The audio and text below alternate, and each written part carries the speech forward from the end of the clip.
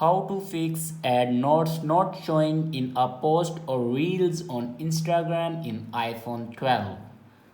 So let's start the video. First of all, open Instagram. In Instagram, click on your account and on top right corner you can see these three dots. Now click on it and then scroll down and click on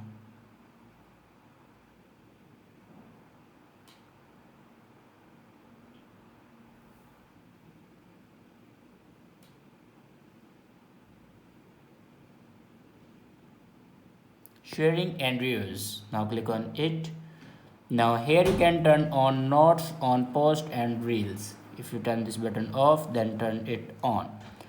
After turning this button on, then go back to your screen and open Instagram. So you go back and open App Store. Now search here Instagram.